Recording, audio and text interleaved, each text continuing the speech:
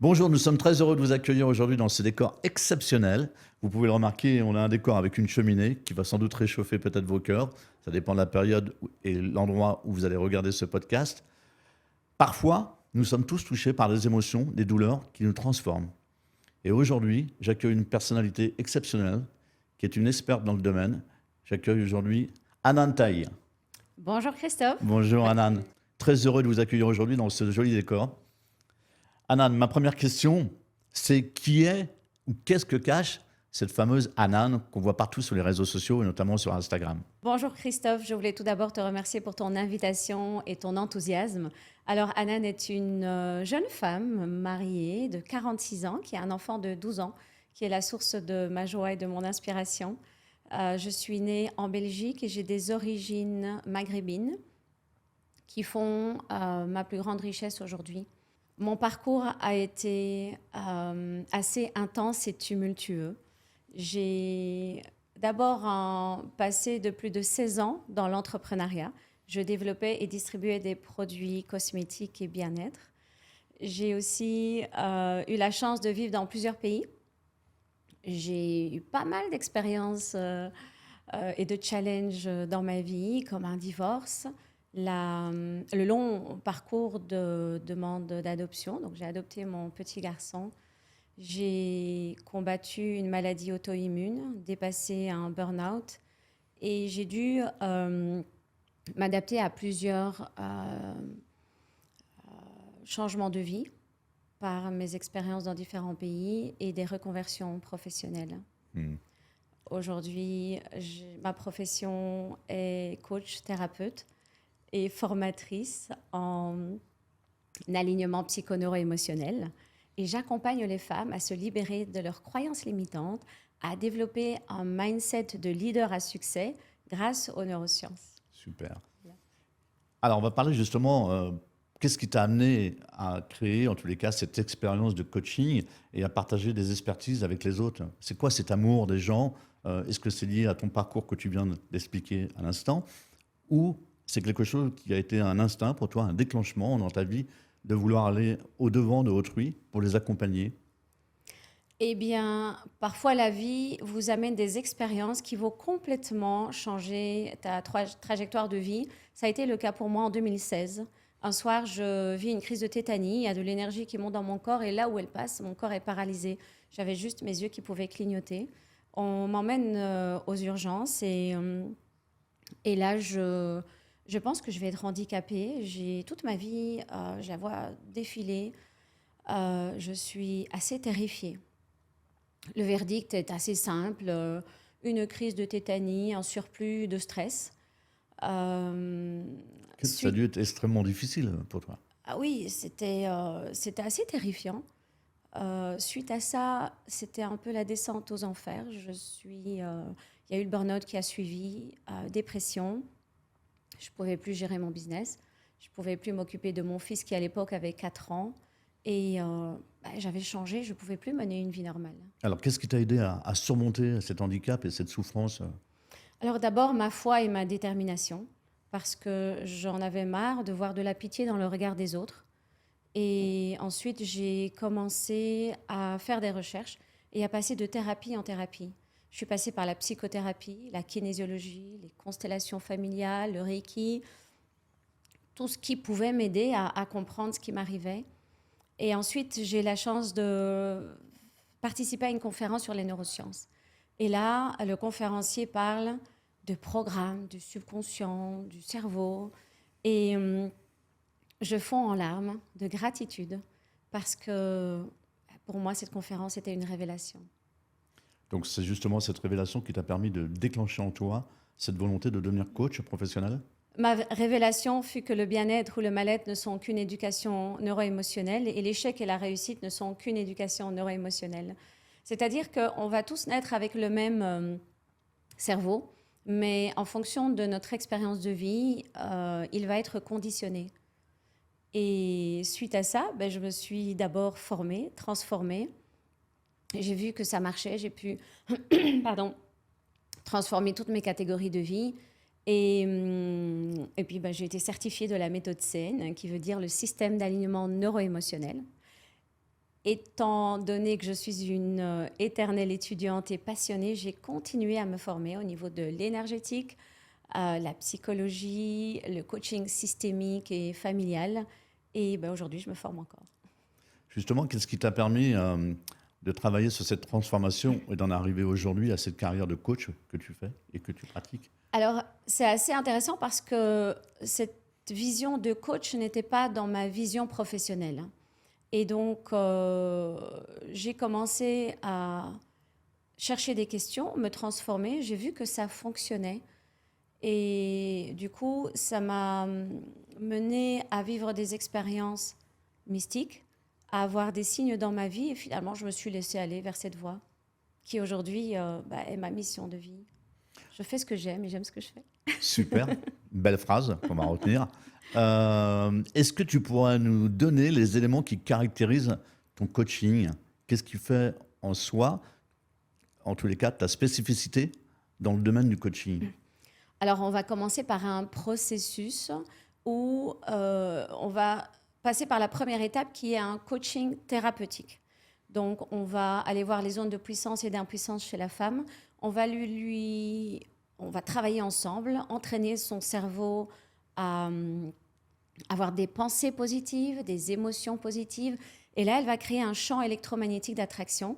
Elle va attirer les personnes, situations, circonstances qui vont lui permettre d'évoluer, d'aller vers ses rêves et ses visions. On va créer un alignement entre ce qu'elle désire, son subconscient, valider que c'est bon pour elle, et puis le corps va engager. On va aussi aller voir si elle n'a pas de contradiction et d'interférence intérieure. Et au fur et à mesure qu'elle va passer par des séquences neurologiques, elle va créer un nouveau neurocablage en lien avec ses objectifs. Elle va à ce moment-là être dans le bien-être, rayonner dans ses différentes catégories de vie. Elle va manifester des résultats, elle va rentrer dans un niveau d'autorisation et d'harmonie dans sa vie. Et puis, elle va aussi générer des finances. Alors Anan, j'aimerais que tu nous donnes des détails sur le système nerveux, comment il peut arriver à influencer une réussite ou une carrière sociale, professionnelle ou sentimentale. Alors, le système nerveux est la clé du bien-être physique et mental, mais aussi de la réussite dans la vie d'une personne. Alors, le cerveau, il va commencer à se programmer pendant la conception, donc quand il est dans le ventre de la maman. Ensuite, enfant, il est pur subconscient, il va absorber tout son environnement, tout ce qu'il va vivre dans sa vie, en lien avec papa, maman. Évidemment, les premiers éducateurs, les premiers programmeurs, ce sont les parents. Ensuite, c'est l'éducation scolaire. Et puis, tout l'environnement socio-culturel et religieux dans lequel il a baigné. Ensuite, à 12 ans, il est déjà à 80% programmé. À l'âge adulte, il pense qu'il est maître de sa vie, mais il est victime de ce conditionnement, de ce programme, de ces croyances limitantes. Et plus tard, il va être dans la vie, il va avoir une expertise, il va vouloir créer un couple, créer une entreprise, générer des finances, etc. Et il va voir qu'il n'arrive pas à manifester le résultat qu'il veut. Il n'arrive pas à mettre en place ses objectifs parce que inconsciemment, il ne sait pas qu'il a des croyances limitantes. Et souvent, ces personnes-là rentrent dans des états de frustration, d'impuissance, jusqu'à aller au mal-être. Nouvelle question, cher Anan, est-ce que tu pourras nous donner des éléments qui nous permettraient d'identifier les croyances limitantes, qui est un vrai problème en soi? C'est notre carte génétique qu'on transporte, en fait. Alors moi, j'adore ce sujet parce que c'est vraiment à la base, le fondement de mon approche et de mon travail. C'est aussi ce sujet qui m'a permis de changer ma vie. Les croyances limitantes sont comme des barrières invisibles que l'on va construire autour de nous. Ce sont comme des chaînes qu'on va attacher à nos pieds et nos poignets qui vont nous empêcher d'avancer. Ce sont tous les schémas de pensée négatifs qu'on va avoir sur nous et sur différents concepts dans la vie. Donc les croyances limitantes, à la base, ils sont là pour notre bien-être. C'est-à-dire que le cerveau est conçu pour notre survie. Pour nous protéger, en fait. Pour nous protéger, exactement. Et donc, si le cerveau si par exemple, lors d'une expérience, Enfant, vous avez ressenti beaucoup d'émotions négatives. Le cerveau va créer un programme que ce concept, cette expérience est traumatisant, donc il va la bloquer. Et donc, plus tard, il va empêcher le corps d'aller là. Par exemple, si pendant mon enfance, j'ai vécu dans un environnement où le couple de mes parents était un couple qui se déchirait et qui se disputait tout le temps. Moi, enfant, je vais vivre de l'insécurité, je vais vivre de la tristesse, je vais vivre de la culpabilité. À ce moment-là, je vais créer un programme que le couple égale souffrance. Et plus tard dans ma vie, je vais vouloir créer un couple et à ce moment-là, les croyances limitantes, elles vont mettre en place un filtre et je vais scanner toutes les personnes qui vont confirmer ma réalité, ma croyance. C'est-à-dire que couple égale souffrance. Donc, je vais attirer des personnes qui vont me faire souffrir. Ou, à l'inverse, je vais, moi, m'auto-saboter dans la relation. Et ça se passe aussi au niveau des finances. Donc, en fonction de l'environnement dans lequel j'ai évolué, s'il y a eu des problèmes financiers, des charges sur l'argent, ou l'argent a été condamné, à ce moment-là, plus tard, je vais avoir une expertise, je vais avoir des dons, je vais avoir une passion, je vais vouloir mettre les choses en place et je serai bloquée par mes croyances limitantes. On va parler de la femme entrepreneuse, telle que tu es déjà. Et pour les autres femmes entrepreneuses aujourd'hui, quels sont le principal défi de ces femmes à se challenger ou les problèmes qu'elles peuvent rencontrer? Alors, les femmes, elles ont beaucoup de défis dans leur vie personnelle et professionnelle. À partir du moment où elles vont décider de mettre en place une entreprise ou de générer plus de finances, là, le cerveau qui, lui, est plus confortable dans sa zone de confort, va commencer à paniquer. Parce que tout ce qui est nouveau, tout ce qui est différent, il met en stress le système nerveux. Donc, il y a tout son passé qui va émerger, tout ce qu'on lui disait pendant qu'elle était enfant, que c'était une incapable, qu'elle n'était pas compétente, pas douée. Il y a toutes ces peurs qui vont émerger. Mais aussi, il y a tout ce syndrome de l'imposteur. La femme doute beaucoup de sa légitimité, de ses compétences. Il y a tout l'aspect de la maîtrise, de la gestion émotionnelle. Elle ressent de l'insécurité, de l'impuissance. Il y a aussi un gros challenge au niveau de la gestion financière. Il y a un manque de confiance en soi. Il y a un déséquilibre dans la vie personnelle et professionnelle. Avec mon expertise et expérience dans l'entrepreneuriat, mon expertise et expérience dans le développement personnel et spirituel, je vais lui apporter tout ce dont elle a besoin pour transcender tout ça, dépasser tout ça et créer, à partir de séquences neurologiques, une fréquence vibratoire focus en lien avec ses objectifs et ses visions. Très bien. Anan, pour la communauté qui nous regarde, est-ce que tu pourras nous donner un exemple concret, en tous les cas, sur cette communauté qui attend de voir comment ça se passe, la transformation? Alors oui, je pense à l'exemple de ma cliente qui, elle, avait une entreprise. Elle avait déjà fait 2 faillites avant cette entreprise et elle avait des problèmes dans toutes les catégories de sa vie, au niveau du couple, au niveau des finances. Et tous ces problèmes ont engendré en elle plus d'insécurité et de peur. Lorsqu'on se rend compte, on commence le processus et on découvre que son papa a fait une faillite lorsqu'elle avait 10 ans. Et cette faillite, évidemment, elle a causé un tsunami dans sa vie de petite fille. Ses parents se sont divorcés. Wow. Elle a dû déménager, donc changer d'école. Enfin, tout son environnement a transformé. Et plus tard, inconsciemment, elle avait ces croyances que créer une entreprise, c'est dangereux parce qu'elle a eu l'expérience de son père qui a eu une faillite. Elle a eu aussi des croyances limitantes, qu'il ne faut pas faire confiance parce que c'était suite à un associé que la personne a tout perdu. Et aussi, le couple égale souffrance parce que le couple s'est déchiré suite à cette situation. Lorsqu'on a commencé à transformer les charges émotionnelles en lien avec ses croyances limitantes, on a réentraîné, rééduqué le cerveau à avoir des pensées de réussite, à avoir des émotions de confiance, de joie, de puissance. au fur et à mesure de cet accompagnement, elle a, pour la même personne, la même expertise, attiré plus de clients, généré plus de finances, mais aussi elle a attiré une opportunité où elle a eu la possibilité de distribuer un produit qui était très intéressant par rapport à son expertise et l'environnement où elle habitait. Donc, donc c'est vraiment magique. Moi, je suis toujours ravie et encore impressionnée de voir ce que cette méthodologie, cette transformation apporte aux gens. Et j'ai des tas d'histoires, évidemment. Mais voilà. Comment on pourrait mesurer, en tous les cas, l'impact de cette transformation que tu proposes à tes clientes ou à ta patientèle? Nous sommes des êtres multidimensionnels, donc il est important d'apporter une approche à tous les niveaux. Donc mon approche, elle est tant au niveau physique que biologique, émotionnel, énergétique et spirituel.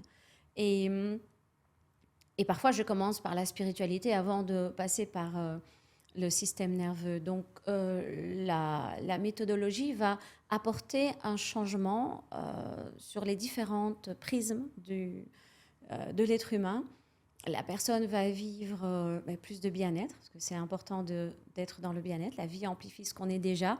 Si on apporte un coaching mental où elle va apporter des stratégies externes à améliorer ses finances, elle va être de plus en plus malheureuse. Il faut savoir que tout ce que nous désirons sont des concepts. Le fait de vouloir gagner plus d'argent, c'est un désir de sécurité, de joie, de liberté. Le fait d'avoir une plus grande villa, une voiture, tout ça, ce sont des concepts émotionnels. Je comprends. Donc, on va aller travailler tous ces concepts émotionnels qu'elle a déjà en elle. Et évidemment, elle va pouvoir se libérer, avoir une vision satellisée sur sa vie. Elle va casser l'illusion de la perte et du gain, parce que dans la vie, rien ne se perd, rien ne se gagne, tout se transforme. Et elle va apprendre des outils qui vont lui permettre de surfer sur la vague des challenges et des défis. Parce que dans l'entrepreneuriat, on n'arrête pas de vivre des On défis. dit que ça. Mais elle va surtout créer une harmonie dans toutes ces catégories de vie. Alors aujourd'hui, est-ce que tu pourras nous proposer l'accompagnement thérapeutique que tu as aujourd'hui en ligne pour tes clientes?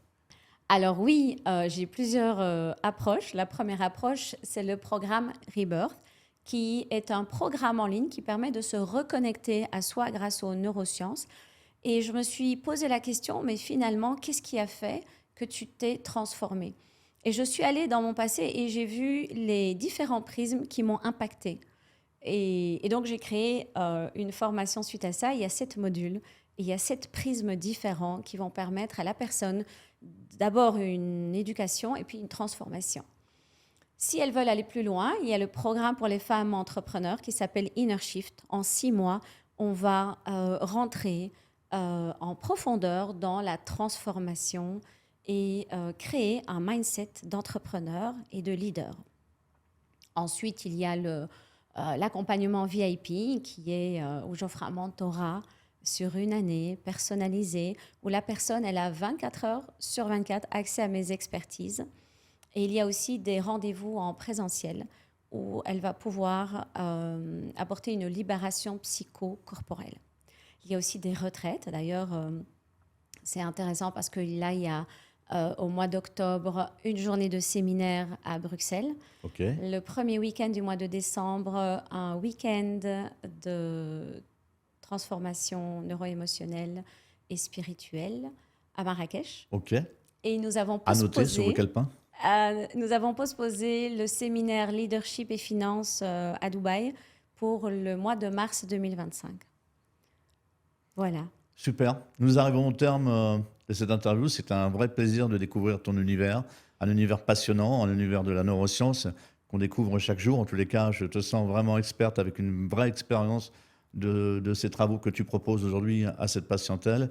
Ça sera donc le mot de la fin que je vais te laisser face aux spectateurs, face à la communauté. Alors, je vais terminer par une citation qui vient de Rumi, que j'aime beaucoup. « Vous avez des ailes, ne rampez pas, envolez-vous vers vos rêves et vos visions. » J'encourage chaque femme à se libérer de ses croyances limitantes, de se connecter à son plein potentiel, d'investir sur elle pour rayonner dans sa vie et son business. Et moi, je vous dis à bientôt. Merci, Anan. Merci Christophe. Beaucoup.